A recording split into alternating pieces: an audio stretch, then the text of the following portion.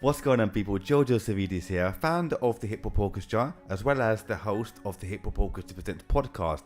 And I got a really exciting announcement to finally make with everyone, is that we have our very first official sponsor for the podcast. Now, they are an amazing company called Odin's Vote, who are extremely dedicated in bringing you the very best in officially licensed merchandise from pop culture. And when I mean the very best, I mean the very best. They provide things like keyrings, caps, t-shirts, to Funko Pops, to statues from all over, such as DC, Marvel, Disney, The Mandalorian, Harry Potter, music artists from all over the place, and they are ridiculously good. I've got a couple of things to show you on offer at the moment. This trust me, their stuff is amazing. So, t-shirts, like I mentioned, like the one I'm wearing right now. It's got Rocky right here, which I absolutely love. Or, like I said, also got Funko Pops as well, 3.75 inches and 10 inches. I've got a couple of 10 inches right here for you. I've got Post Malone right here, and I've also got Biggie right here, who I absolutely love. These are so sick. Odin's Vote, trust me, they are amazing. Now, I'm going to leave the link below in the video right here, and also in the description below as well in all future videos from the podcast. But trust me, Odin's Vote are amazing. Website is www.odinsvote.co.uk. Get in touch with them now and start buying ASAP. But also, before I forget as well, I just want to say the biggest thank you to Odin's Vote for sponsoring the podcast. It means the absolute world to me. Thank you. And trust me, get in touch with them right now. And I hope you enjoyed today's episode. And peace.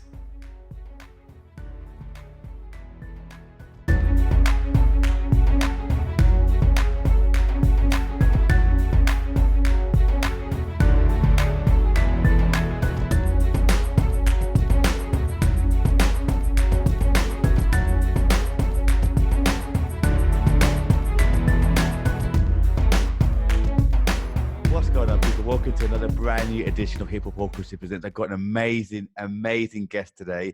One of the most amazing cellists I know, Gabriellas Swallow. How are you? Okay? Hi, good. Really happy to be here with you. Thanks for inviting me. My absolute pleasure. How's things been? You been okay? I've been doing okay. I've had very good days, bad days. I've had good weeks, bad weeks. I mean, kind of, it's like life has been, I don't know, everything's sort of being condensed and feels very, what's the best way to describe it? It's very on the surface all the time. Emotions are high. Of I don't course. ever really feel like flat. I either feel like super high or super low. So Yeah, I mean, how do you cope with that? Like, especially during this time of lockdown. I mean, we've just got out of lockdown today, obviously, at the time of this recording. But how have you dealt with the kind of lockdown period for yourself? Been okay? I've struggled with it in the fact that I'm, as a performer, naturally an extrovert and an introvert. So I really do need both to balance me out. And I found that there's just too much me. That's been my struggle. Yeah. And I do need, and the thing is, I love my solitude. I really like being on my own and going for nice quiet walks and things like that. But also I need to be doing my job and performing and having that interaction with an audience. But it just feels like if I don't have that, then it feels like the downtime is just strange. I've got nothing to deserve it from. Of course. Were you part of was it the Let Music Live event that happened a little while ago? Were you part of that as well? Yes, I wasn't one of the organizers, but I did turn up and protest. And that was a really positive thing that my colleagues sort of incredibly put together. It's been, I think we made noise. I think it was a really positive way to protest. I've got a couple of politician friends, obviously from the Labour Party, who came out and were really supportive. I think we've now been, our self-employed scheme's been extended, so that's very positive. What it hasn't dealt with is the excluded, and they are colleagues. I think there's two groups of people I'm the most concerned about. It's the excluded, and it's the people straight out of music college. I find them the two groups which I think have been hit the hardest, actually. Financially, obviously, with the excluded. A lot of my friends in the West End, I dep on Hamilton, and I know the Hamilton band who are on that threshold of earning just over 50,000, who of course are supporting families and everything with that money and living generally in town. They've been absolutely left in the cold, and I'm very concerned about them. And I'm also concerned because my colleagues who've just graduated or in their mid-20s, they don't have that networking behind them. They don't, they're still trying to get noticed and get people, you know, on their radar. And for this to happen in those really early formative years is dangerous, because people like me, I just turned 40, I feel in a way like, I mean, to give you an example, I did a wedding gig over lockdown, and it was one of the first gigs I'd done. And I haven't done like a wedding gig professionally for a few years. They're the thing that you do when you come out of college, and then you do a few for your mates, and then that's kind of it. So you're on to different projects. But I've never felt so excited in my life. Can imagine. Oh my God. And it did bring that sort of feeling back of starting out and being sort of taking everything on and seeing what sticks. And I really did think about those guys. I was like, gosh, if I've been in the profession for 20 years now, and if that's like that for me, and if I'm just about getting asked to do these, what's it going to be like if we don't know, if someone doesn't know their name, you know? Of It's course. really tough. I know that you did musical postcards as well during the lockdown period. How was that for you? It was really interesting because I co-parent with my ex-husband, but I'm in charge of my own finances, and my kids obviously come from a family of 2 professional musicians, and it was really tough because I was on tour with Rob Brydon when it happened. And basically, do you remember that sort of Twitter shaming period I saw, about the yeah, I gig? remember. And it was really awful because a lot of us didn't actually have the choice, because we weren't putting on the events and we were contracted to turn up whether we felt safe or not. And then the people putting on the events, they weren't sure about whether to do them because the government guidelines weren't clear enough. So what happened was, towards the sort of, I think the dreaded day was March the 12th. Around that time, we were still very much on tour, playing to 1,000, 1,500 people a night. Wow. And then the Twitter gig shaming started happening, and Rob was getting some really quite abusive text messages and tweets about it. So he decided to pull the plug before the government sort of told us we had to. And that night, when we finished sound check and he decided not to go ahead, we literally saw the audience leaving, and that was heartbreaking. And the atmosphere, I mean, was just awful. The atmosphere, you see, being on tour with a comedian was at the other extreme. We were having the best tour ever. It was just extraordinary. And to have that night, which was such a contrast, and literally just get on the train and go home without even doing the gig, it was really bleak. So that night, my kids heard the Boris Johnson speech about sort of advising the theatres to shut. And I think my son got pretty tearful because he knew what it meant. I mean, he was the only one really in his class who had 2 self-employed musicians as parents, and he knew that affected him more than the lawyers and the other people in the class.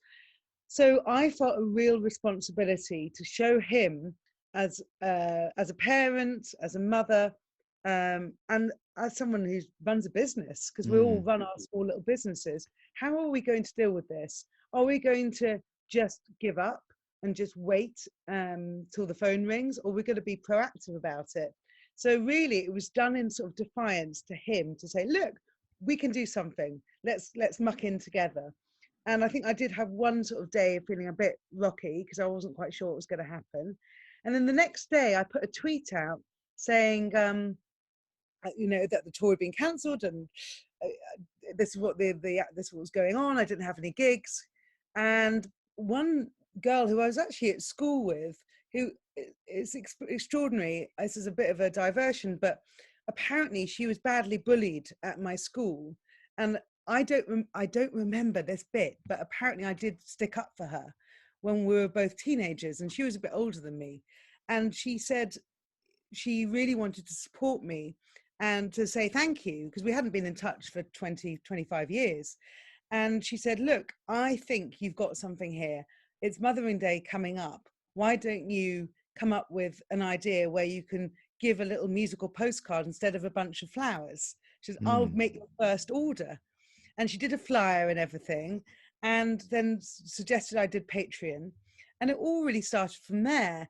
And because I've got no business head at all, I should have probably just sort of stuck 3 tunes you could choose from behind a paywall. But it's not me. And I was like, yeah, choose anything you want in the world. So it was like for 12 hours, I was like researching abstract American folk songs and you name it, hip hop songs. I did Beyonce. I mean, some of the most inappropriate solo cello music you can think of. I did. I got 70 orders in the first week. Wow. So I started like, it was amazing. When everyone else was having a massive existential crisis and in bed, I was there with my son sorting out a tripod, trying to sort of get our room sort of studio ready. I mean, I never invested like some people did, but I just got the basics early on and worked out a system. I got much faster at it. But you know what? It was the whole thing. It was like having a shower, putting my makeup on, putting a nice dress on, performing, and spreading that thing that I love to do, whether it's in front of 15,000 people or one person. That's what I do for a living. So it did really, really help me in those first couple of weeks of lockdown, just kind of grab onto what I'm good at, what defines me, and be comfortable with that. And that's kind of how that came about. I mean, it's slowed down a bit now that it's out of major lockdown, but I'll probably have a few orders for Christmas, I hope. Oh, you will do for sure, because I know how amazing you are. And obviously you see you play so many different genres of music, from like say Beyonce to hip hop and so forth. And you being so versatile as well. I mean, did you find any kind of genres more difficult to play than others? Did you find? Or surprisingly difficult to play? Yeah, I think it's the songs that I found hard to cover were the ones that are very word orientated. Let's say like a Leonard Cohen tune or something, where you're not necessarily there for the voice, but for the words. And I found that really difficult sometimes to portray on a solo, especially some of those big love songs, which isn't the tune you remember, it's the emotion and the word. I mean, you can do that on the solo cello, but it's so recognizable, some of them. Like, it was a big Sinead O'Connor song I did, and I really struggled with that. But sometimes I was quite honest with people, and I sort of said, look, I get it, but try this. I'd give a few options, and people are very smart. I mean, I think if people put their trust in a professional musician, they're quite happy to be guided as well. And how did you approach each piece of music? Did you approach it with quite an open, broad mind, or did you go in with the same sort of focus and approach? Well, sometimes it was a practical thing. I mean, I subscribed quickly to musical notes and scribed, which is a bit of a cheat. But I think when there was so many orders, I just thought if I can just look at a basic chart, and then some of it, it was good for me. I mean, it was so good for my development as a musician, just especially like Welsh folk songs, which I kind of know, and I would just sort of play around with them. So I learned a lot of new repertoire, let's put it like that. Brilliant. Just sort of like transcribing kind of crazy clefs and stuff, because I didn't always want to kind of spend all the time going through lots of different editions. But then, the thing that was so lovely was that a lot of people asked for solo Bach. And that became a really important part of a lot of us cellists' lockdown experience, was that we could kind of go back to the basics and to where we all started, which was this glorious music that we have. Obviously, it's been arranged for other instruments now, but it was meant for us as soloists, and actually not really meant to be performed. It was very much study material until Casals famously found it in a secondhand bookshop in Madrid in the 60s. But until that point, it really wasn't performed. It wasn't concert music. So it felt really kind of quite beautiful, just going back to that, playing especially the first 2 or 3 suites, and then playing that for people. I found that really cathartic, actually. That's amazing. That is so good to hear. That is so good to hear. And talking about the basics, I know that you studied at the Royal College of Music. Is that correct? Yes, I was at the Royal College for a long time. I started off at Cheetham School of Music. So I went there from the age of 9 to 18. And then I was meant to go to America, actually. Well, I was meant to study with a cello teacher called Stephen Doane, who was half in America, half in England. And essentially, he decided just the summer before that he was going to be in America permanently. So I'd taken my Royal College of Music place up really to study with him. And when that didn't happen, it was a very tough time because I didn't get the right teacher for me early on. So I did joint principal cello and composition, mainly because I had a terrible cello audition. I thought I better just show some kind of coffee-stained scrawlings I've got at home. And because there was hardly anyone that applied for composition, they gave me a joint principal study. And I was very grateful because that sort of set me up in different lots of things, which came later in my career to be very important. So during the Royal College of Music's time, it was, we're talking 20 years ago, and thank goodness for people like you who mix it up, because at the time then, you maybe, I think you're probably a bit younger than me, but there's definitely, we felt like we were the first people really who were kind of interested in different genres, but we felt that we had to keep it as a massive dirty secret. And that was a tough time being in a very old institution who wanted to move forward, and big departments did, like the Woodhouse Centre, which were amazing, but that was only their second year of being open, and they gave career opportunities. And James Murphy, who now runs the RPS Awards, he was sort of, just started out there. Mary Cosgrave, who sadly died last year, she was massively important, and Sue Sturrock, who's also been a massive influence in my career. These people were really groundbreaking, but the rest of the departments really did struggle because they never had to make a living doing lots of different things.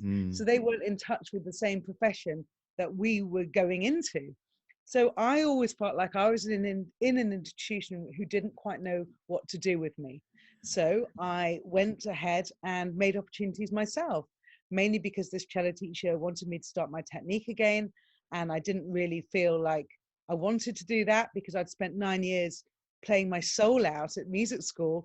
I didn't want to not play and just sit in my home, and play scales all the time.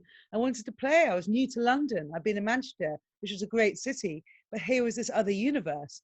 So I applied in Loot magazine, which existed then because it was early internet, to be in indie bands. So I did some really dodgy indie bands for the first couple of years. We generally rehearsed in Finsbury Park, which was much rougher than it was now. And actually, I learned so much from those musical experiences early on, because I first of all started really challenging my whole idea about perfection. Because there I had been total music school brat, who literally would burst into tears and be thoroughly depressed if I'd made like 2 slips in a piece. That was the end of my universe. And here I was with these really cool guys, just delighted I'd even shown up. And they thought I was probably the biggest geek ever, but they were delighted, and they were really humble, and they loved me kind of playing their songs and I'd give them the same love and respect as I did with concert music and Brahms and Mozart. And that's how my whole career working with singer-songwriters came about. Because I always thought, well, okay, this wasn't necessarily my dream when I was 9 years old. That was to play the Elgar Cello Concerto, like everyone else's was. But what can I gain from this that's going to feed back into the other stuff I do? And that's worked the other way, vice versa. So the Royal College of Music was a mixed experience. I did well there. I won stuff. I got the concerto trials. But I'd say I learned equally being out there, playing at Ronnie's when I was 19, doing my indie band stuff as much as I did from the institution. Amazing. And you mentioned the award there as well. Is that when you won your Tagore Gold Medal at that time as Yeah, I well? did. You Yeah. did, yeah. For I those that know. might, It was a real shock, actually, that. Yeah, for those that might not know about the Tagore Gold Medal, which is obviously an amazing achievement, what is it actually all about, and how did you go about winning it? Well, from what I remember, I think I won it in 2003, and it goes to 1 male and 1 female from the Royal College of Music for something like the most deserving students. And it was a bit of a surprise because I just turned up to the normal graduation that we all did, and we were sort of sat there sort of nodding off, and there was some really sort of boring speech, and suddenly I just heard my name, and it was just so shocking. It was lovely because my father was still alive then, and my family were there, and that was one of those things that I hadn't quite realized, because I just didn't think I would ever have been considered, because as I said, my career already by that point was so diverse, and I didn't feel like I was the typical student. But it was lovely again, and maybe a bit of a sign of the change, that they recognized someone like me rather than their usual sort of RCM students. I know that, looking briefly into it myself as well, was it just for males before, is that correct? And then it changed it a little later on for both? I don't know, But I know Yeah. I had to play in front of Prince Charles, Oh, and he wow. recorded it for me, and that was amazing because he was actually a cellist, and we have his cello at the Royal College of Music. It still exists, Oh, and really? they loan it out, and that was really lovely actually because I had to come after the BMUS, after my first degree. I went back into the masters. Then I was a fellow for 2 years, so it was sort of the beginning of the next block, and I had to play a concert for him, and again it was very, very special. I mean, it's always special, and I remember though really feeling it sort of. I understood, I felt empathy for him because that day you're just having your photograph taken all the time. And I remember my cheeks from smiling by the end of the day. Wrecked. I was like, Felt like the that's hot one bear. day a year for me. The poor guy's got to go and do the same thing the next day, you know. So I had a lot more respect for the Royals after that. Oh, of course. I mean, how does it feel to win such a prestigious award? It must be the best feeling ever for you It when you don't was. expect it, and then you win such an amazing award. Yeah, well, I did. It was a great thing to have at the beginning of my career. But to be honest, I'd had such a tough time at the college. In my first year, I got a terrible mark for my first year recital because, I mean, it was just politics. I had my old teacher on the panel, my new teacher. I was decided, you know, at one point I thought about maybe leaving for America because it wasn't going so well. And I just had this kind of really kind of illegal panel who shouldn't have been, you know, they were absolutely not, it shouldn't have been allowed to go ahead because of course this teacher marked me down for wanting to leave her. And then I had another teacher on the panel who I said I didn't want to study with. So, and then I had my new teacher, this wonderful French teacher called Jerome Panot, and Jerome wasn't allowed to comment because he was my teacher. Oh, So I wow. got this terrible email from the director saying, you're a double scholarship winner. You can never have this mark again. You might have your scholarships taken from you. And I knew Oh I my played a God. really good recital. I knew that, but I had to go through the pain and the shame. And basically my French teacher, who was so fabulous, said to me, Gabby, the mark has everything but the music. And from that moment on, I never relied on awards. It was just that Tagore was a really lovely thing, but there was so many things I didn't get, Mm, so many things. So I've always had to dig deep, and for me, it's my peers and it's from what in I feel myself. That's what I've kind of gone from, really. mm. Because sometimes all it takes is just that one person, that one teacher, that one mentor, just to give you that, just a bit of advice to keep you going and motivated, doesn't it? Absolutely. And he was so good at that because I was really broken because I'd never really failed at anything. I was always really hard working. I'd always done well. And then to see a mark so low and it's not a terrible thing to have happened actually, because it does make you reassess a lot of things. And Mm. then to have someone give such good advice, which I've taken from it. I judged a young musician at the year concert on Monday I and I saw. gave the same advice. Yeah. Poor guy, his trumpeter like almost stormed off. He was pissed. But Wow. I said, look, you know, this it wasn't your night, but it doesn't mean that you know, not fantastic. And if it was Mm. a different night, it could have been someone else. So I do feel like that advice you can pass on. I've done a lot of education since. It's always been really important to me. For sure. 'Cause I'm a teacher myself as well, so I know that being that kind of voice for the students that might find things really difficult or they can't overcome sort of certain things in their life, just you being there, giving that kind of motivational talk really helps them. And even just now, actually, like late night, it's like almost 9 o'clock now. I got a message from a parent saying, "Oh, my student loves your lessons. You really inspire them." So, and it's those moments thinking, "My heart, It's thank you." so worth it. My It- boundaries are terrible though with those parents. I start responding to WhatsApps at sort of 3 in the morning because you do care so much and you know that everyone tells you not to. But when Mm, you get a nice one, there's nothing quite like it. And you know, I think you probably had the same. So many people who've had bad relationships with their early stage music teachers. And we know that we've got to basically fly the flag for good music teaching, because you know that that one experience can mm, ruin you for life, and not just in music. You can take it in everything. of So I course. totally with you on that. It's so important. How do you think then music education should change for the future, for the better, do you feel? Do you have any ideas Well, of how it could change for the future? yeah, I mean, I think a lot of the thing we're struggling, as professional performing musicians, especially in the classical world, is that we are now getting pressure to include people, from certain demographics, which isn't, which for lots of reasons haven't been pushed. And this absolutely needs to change. But it has to be done on grassroots level. And that Definitely. for me is where education has to change. Because it's all very well sort of saying, you know, for English National Opera, we want more people from that demographic. But we don't have anyone to pick from because they're not always there doing the auditions because they weren't inspired and educated from when they were 4 years old. So that's the bit we can start really working on now. Chinike's got an amazing thing going on. A lot of my friends are in that orchestra. But again, I would like to get to the place where that sort of orchestra doesn't have to exist so much, because actually I do believe early on it's down to getting free music education, investing. A change of government would also help, and making sure that people who can't afford instruments can have access to them, and not just the ones that are going spare at the bottom of the cupboard. That's really, really important.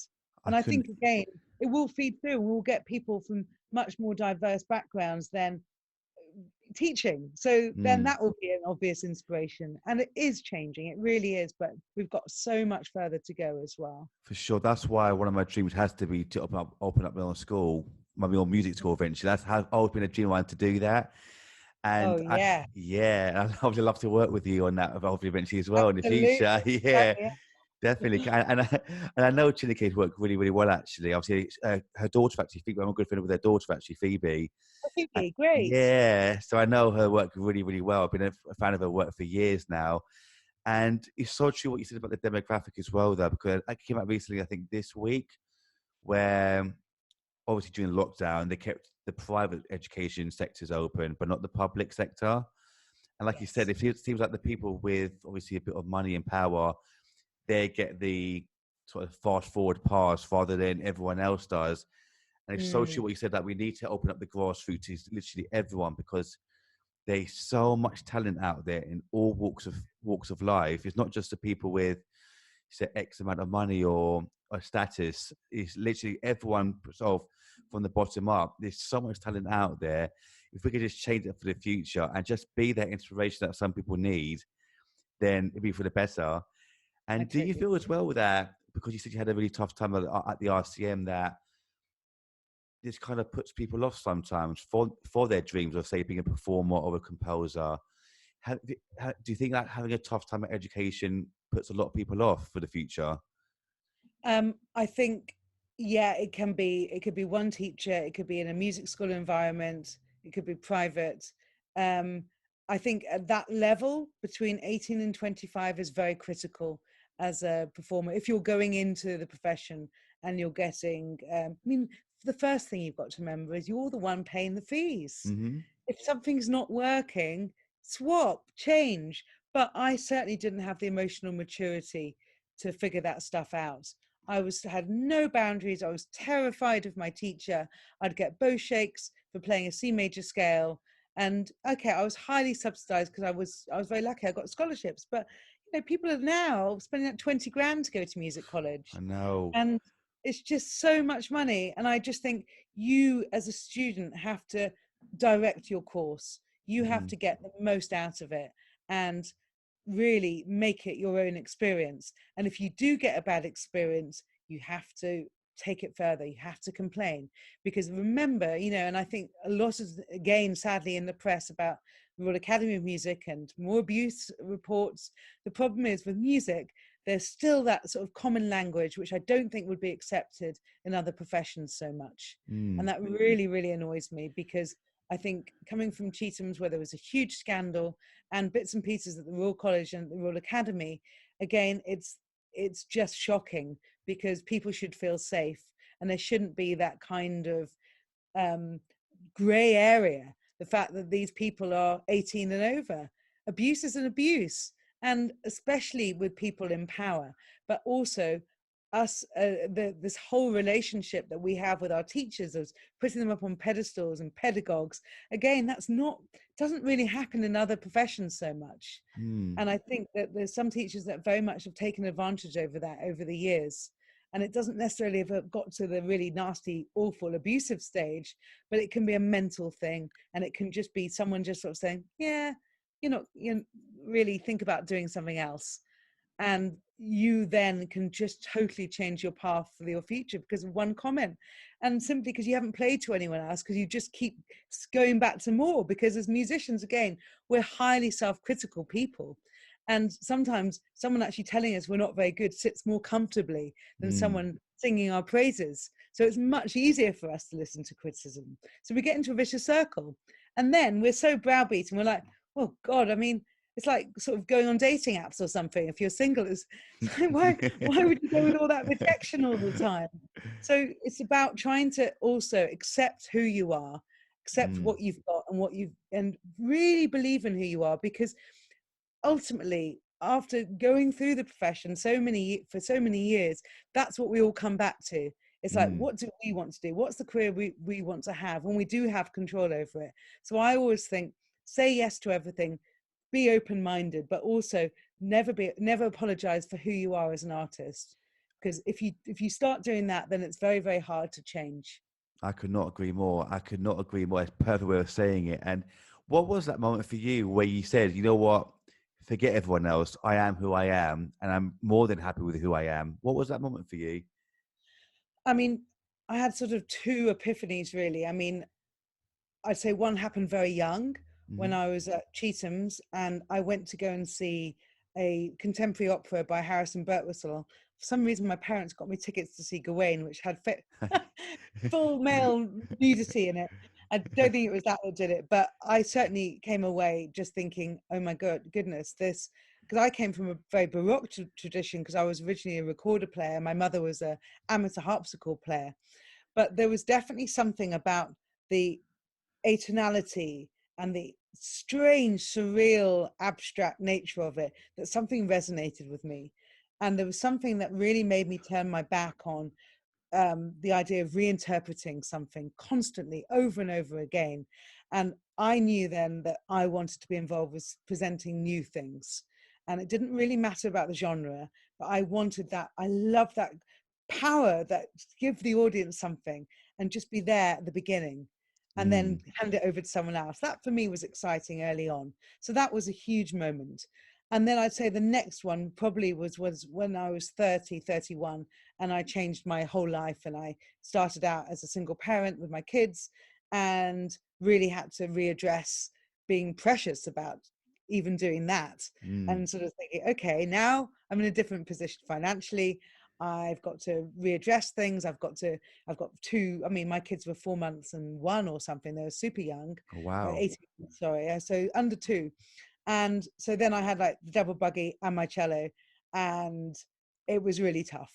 And I think that was my other point where I was just like, I took on a lot more commercial music. I started up a lot more relationships with session artists and toured a lot more. And that was my point. I was like, I can do this, and I can be validated with whatever I'm doing, whether I'm playing at the Wigmore Hall or if I'm playing in a recording studio in LA. There was something about becoming a working musician which was really gritty and really important, that I thought, if I'm opening my cello case, I'm taking out my cello and I'm coming back in profit, that's okay. Yeah. And and then I'll have a bit more choice later, but at the moment I'm happy. I'm so happy to hear that. I really am. And look at your journey, because I've known about your work for so long now. You've done such beyond amazing things, like ridiculously amazing things. And you've worked with some of the most amazing people, such as Hugh Jackman, actually, which we're not getting into eventually as well. Yeah. And I obviously some of the living composers today as well. I mean, before all that, actually, though, how do you know Lizzie Ball, actually? Oh, so Lizzie, yeah, lovely Lizzie. So Lizzie was actually at Cambridge. She was at St. John's, and then she joined the Royal College as a postgraduate. And I just remember we went to the same party together, and it was called an Angels Party, and it was in Covent Garden. It was with a friend had this party. It was fancy dress, and I kind of like went sort of like Romeo and Juliet, cute, like white fluffy feathers. Lizzie went as a Hell's Angel. She turned up in this unbelievable black leather catsuit, looking absolutely divine, with a gun, with a fake one. And I was like, I need this woman in my life. And we just became great friends, hung out. We didn't work together, I'd say, so much. She was kind of, I'd say probably at that point, she was very much more into orchestral stuff. She was sort of singing a little bit, but mainly karaoke. Yeah. And we were like, oh, you've got a great voice. You should do something with that. Thank God she did. Mm-hmm. But then we sort of reconnected because Lizzie then had a relationship more with Ronnie Scotts, and then invited me to be part of her classical kicks. And I think that was the really interesting thing, that we both kind of went on those journeys, and we thought, right, we're in these positions now where we can curate things. Let's put on the concerts we want to put on with the people we want to play with. And then, so she played with my Urban Family band, which was the same kind of idea. And she started classical kicks. And then I started working for Judith Owen, the singer-songwriter who's married to Harry Shearer from Simpsons fame. Well, I started working with Judith in 2006, I think.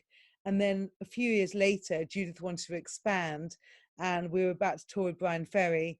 And actually, it's a bit of a funny story, but the reason why Lizzie started working is that I'd split up with a boyfriend a few years ago and decided to do that really dramatic thing, like get on a flight to go to LA, just to sort of make a point.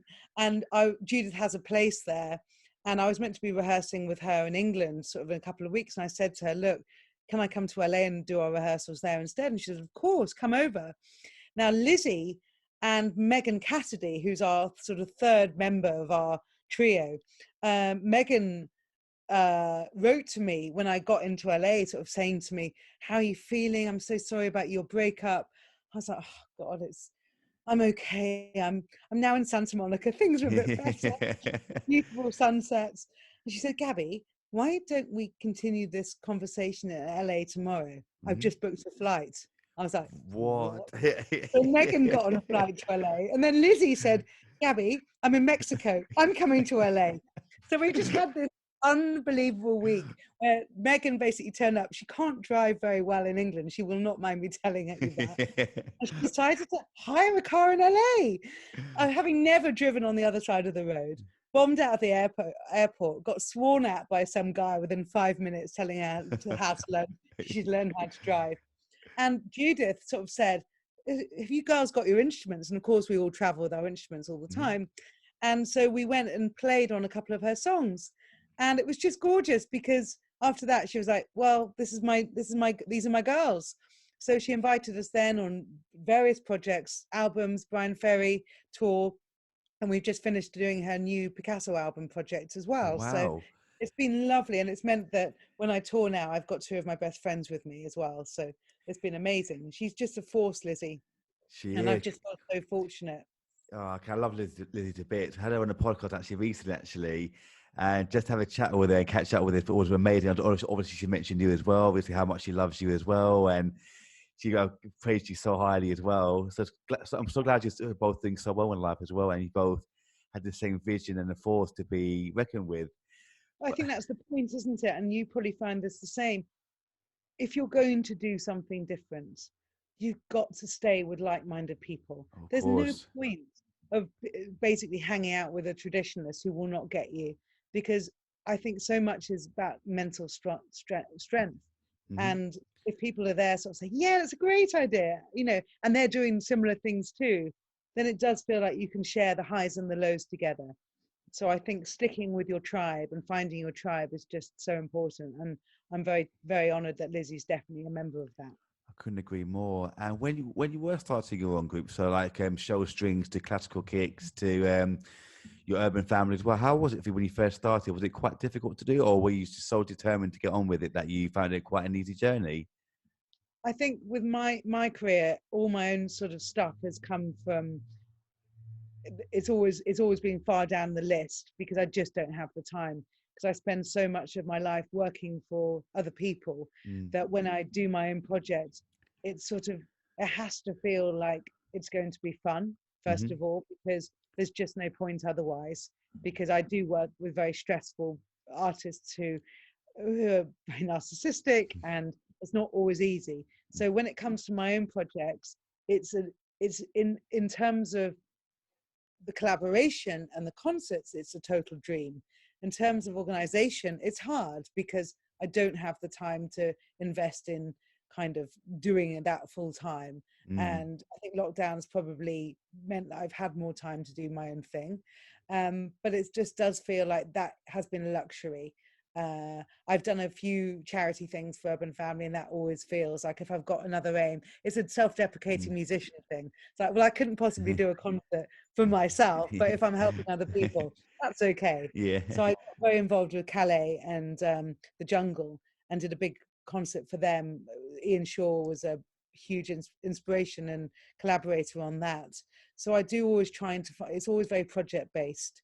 But the lovely thing is that as soon as someone's got something interesting, like Lizzie with Classical Kicks, or anything like that, with Showstrings. I mean, Showstrings came out of the Hugh Jackman tour, actually. And I think that's the thing. As soon as you find something that works, you think, oh, I like that. That really feels good. Yeah. And it's tried and tested. Then you want to invest. Of course.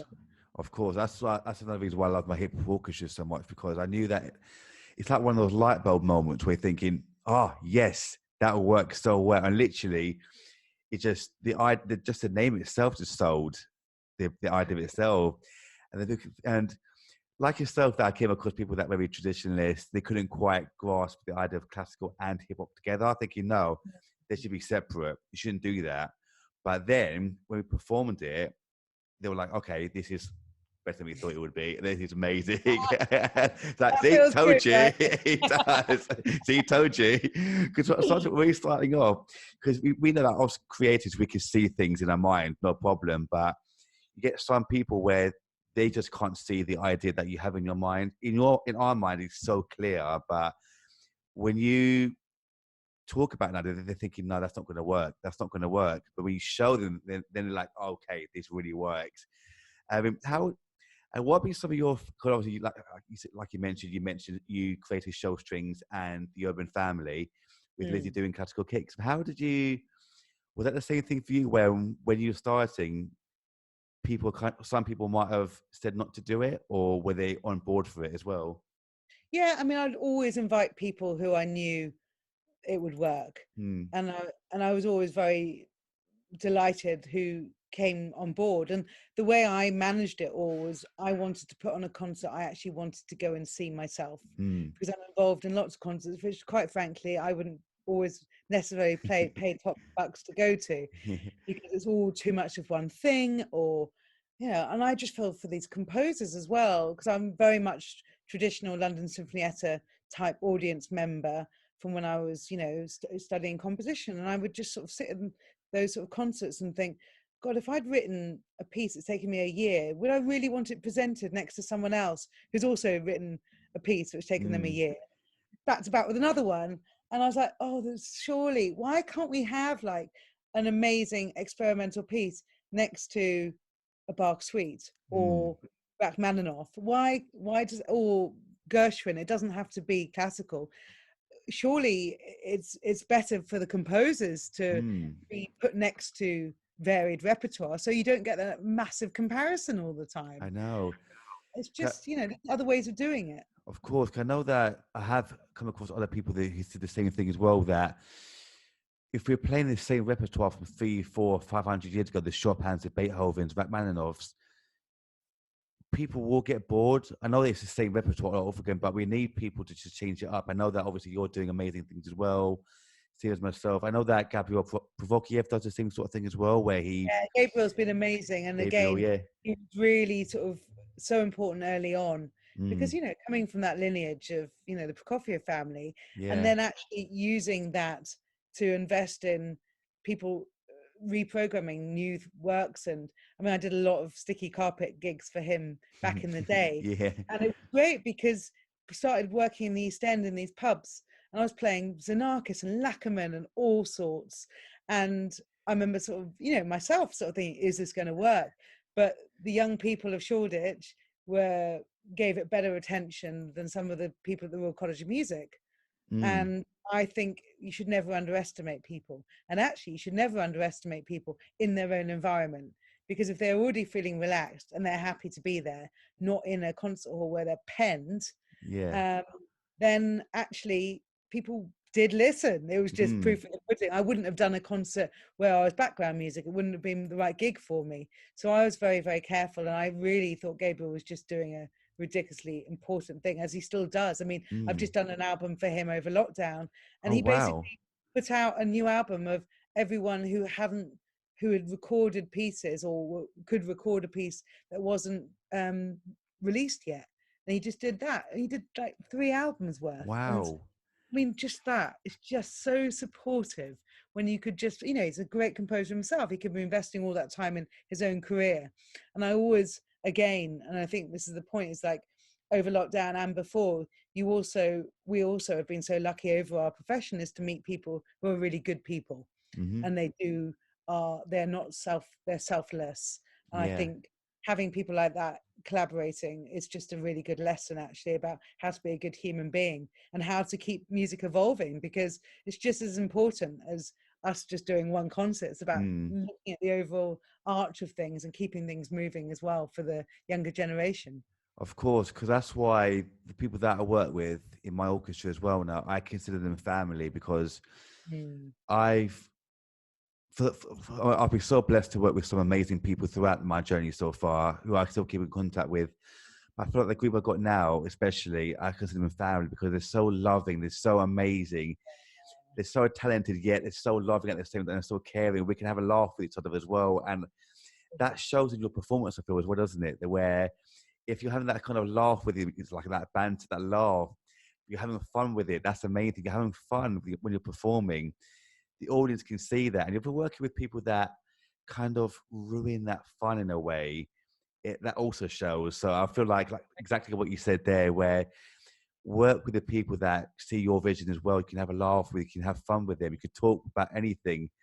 It just makes the whole journey just so much easier and better, doesn't it?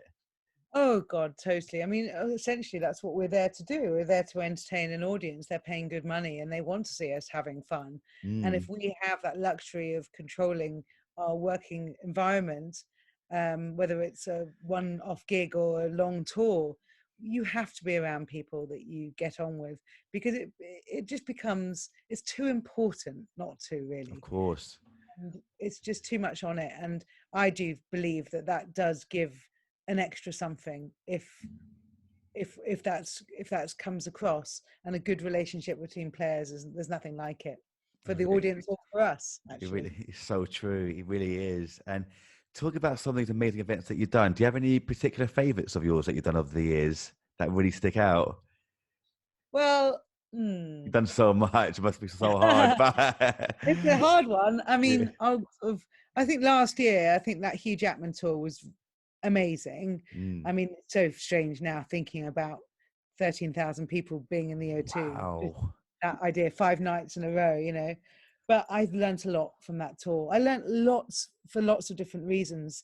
I think starting with Hugh, I mean, we all went into it sort of, Hugh Jackman's one of those people that you only hear good press about. And it's like everyone sort of says, oh, he's the nicest guy, guy. And I remember in the first day of rehearsals, we shared a dressing room with the dancers, and they'd been in New York with him for 3 weeks. There was a few Brits in his dance crew.